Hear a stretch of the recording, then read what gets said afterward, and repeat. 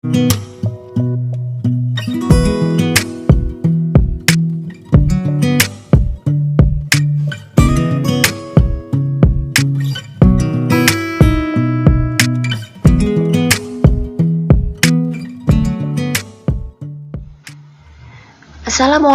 warahmatullahi wabarakatuh.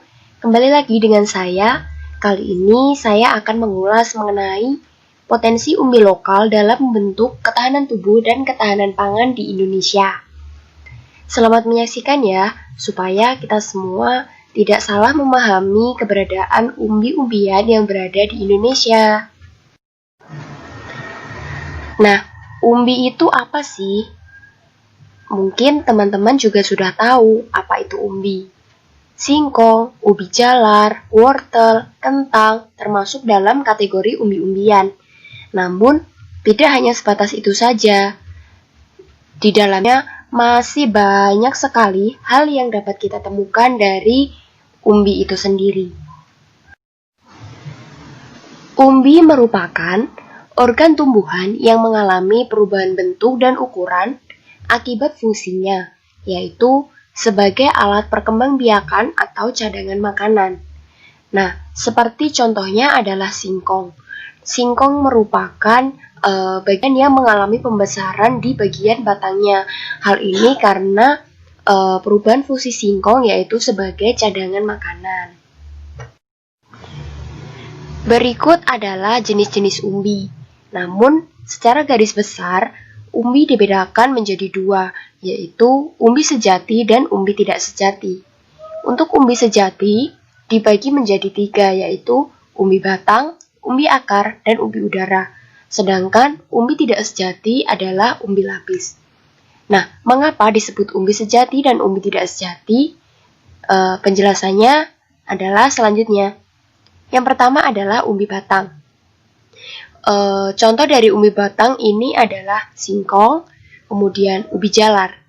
Nah, hal ini karena singkong ini mengalami perubahan di bagian batangnya yang bisa menjadi singkong. Kemudian umbi akar contohnya adalah sayur-sayuran yang masuk dalam kategori umbi seperti wortel, kentang. Kemudian untuk umbi udara adalah umbi tersebut bisa tumbuh di atas tanah seperti gambar di samping. Contohnya adalah umbi gadung. Nah, yang keempat adalah umbi lapis. Jadi, umbi lapis ini dia contohnya adalah bawang-bawangan, yaitu bawang putih, bawang merah, bawang bombay. Nah, kenapa umbi lapis ini disebut sebagai umbi tak sejati? Karena ketika umbi ini mengering atau dibelah-belah, maka dia akan membentuk lembaran daun. Sedangkan ketika umbi yang masuk dalam umbi kategori sejati, semakin lama dia akan mengalami penurunan pati seperti itu. Jadi bedanya adalah seperti itu. Nah, kandungan gizi yang terdapat pada umbi-umbian adalah sebagai berikut. Yang pertama adalah karbohidrat. Karbohidrat merupakan kandungan gizi utama yang terdapat pada umbi-umbian. Tingginya kandungan karbohidrat pada umbi-umbian menjadikan umbi-umbian ini dapat digunakan sebagai pengganti nasi sebagai bahan makanan pokok.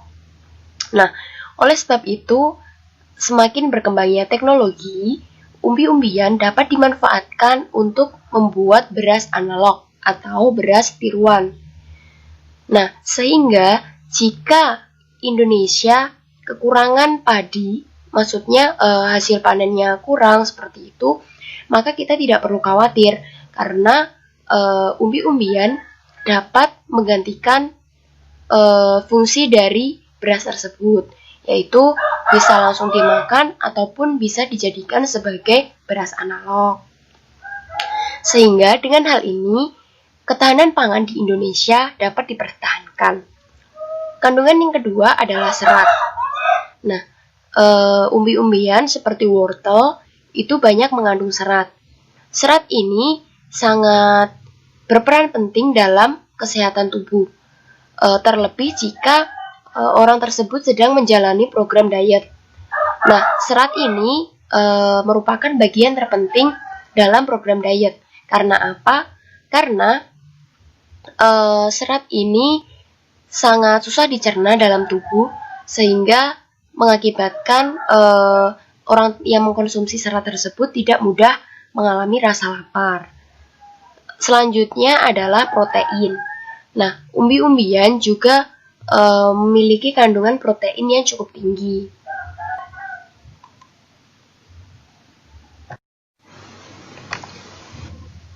Selain kandungan gizi utama yang terdapat pada umbi-umbian, ada juga kandungan lain yang bermanfaat. Di antaranya adalah antioksidan dan glukomanan. Antioksidan merupakan zat penting yang dapat digunakan untuk menjaga imunitas tubuh atau menjaga kekebalan tubuh, terutama dari adanya virus seperti saat ini. Nah, beberapa jenis antioksidan yang terkandung dalam umbi-umbian diantaranya adalah, yang pertama adalah karoten. Karoten ini akan membentuk warna kuning atau orange. Dia terdapat banyak pada wortel. Nah, karoten ini dia mampu bertindak sebagai provitamin A, sehingga cukup bermanfaat kan. Selanjutnya adalah antosianin. Antosianin adalah pigmen pembentuk warna ungu dan banyak terdapat pada umbi jalar.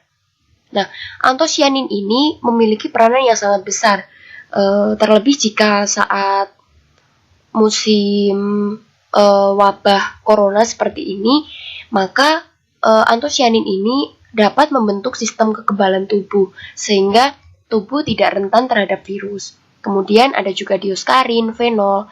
Nah, fenol ini turunannya sangat banyak. Salah satunya nanti adalah flavonoid. Nah, si flavonoid ini juga dapat berperan untuk menangkal radikal bebas yang diproduksi dalam tubuh dalam jumlah yang berlebihan.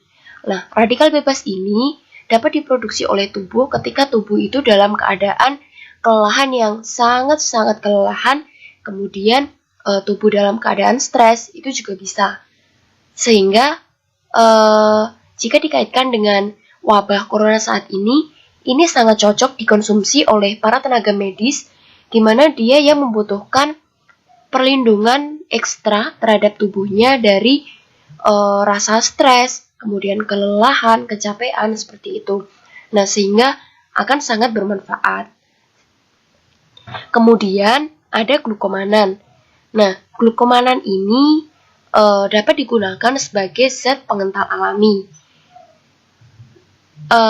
Dalam beberapa penelitian telah menyebutkan bahwa penggunaan glukomanan dapat menggantikan peranan pengental buatan yang digunakan dalam pembuatan es krim, di mana glukomanan ini juga harganya akan lebih murah, kemudian dia akan lebih alami karena didapatkan dari umbi-umbian, beda dari bahan pengental yang sifatnya sintetis seperti itu. Sekian penjelasan dari saya. Terima kasih atas perhatiannya. Mohon maaf jadi ada suara ayam, suara sapi, karena pada dasarnya saya ini tinggal di desa. Hehe. Jadi masih sangat alami, masih banyak hewan-hewan seperti itu. Nah, jika teman-teman suka dengan apa yang telah saya sampaikan tadi, jangan lupa di-like dan di-subscribe ya. Dan tentunya saya akan membagikan beberapa informasi yang terkait tentang pangan di next time. See you!